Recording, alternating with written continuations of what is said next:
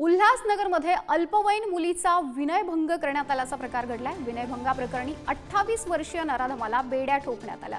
Hill line police ठाण्यामध्ये POCSO कायद्यानुसार गुन्हा दाखल करण्यात आलेला आहे। आरोपीला 1 दिवसाची पोलीस कोठडी सुनावण्यात आली आहे। उल्हासनगरमध्ये अल्पवयीन मुलीचा विनयभंग करण्याचा प्रकार समोर आलाय।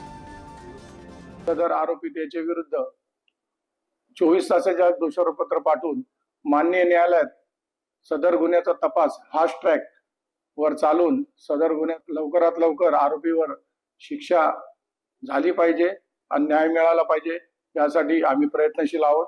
अशा प्रकारे हिल लाईन पोलीस स्टेशन मध्ये उल्लेखनीय अशी कामगिरी करण्यात आली आहे।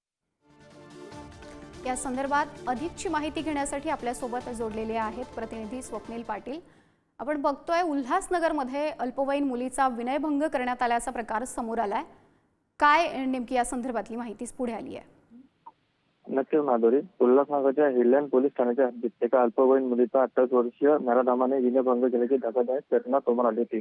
या प्रकारे हिल लाईन पोलिसांनी पोलीस ठाण्यामध्ये त्या आरोपी विरोधात पोक्सो कायद्यानुसार गुन्हा दाखल करण्यात आला। आरोपीला पोलिसांनी अटक केली आणि आरोपीला न्यायालयात हजर केला असता त्याच्या 1 दिवसाची पोलीस कोठडी घेण्यात आली। विशेष म्हणजे एका दिवसातच तपास पूर्ण करून अवघ्या 24 तासात न्यायालयात दोषारोप पत्र दाखल करण्यात आले।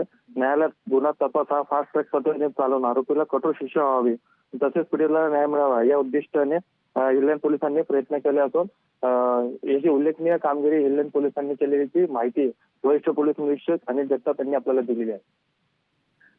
धन्यवाद आपण दिलेल्या सगळ्या माहितीसाठी स्वप्नील।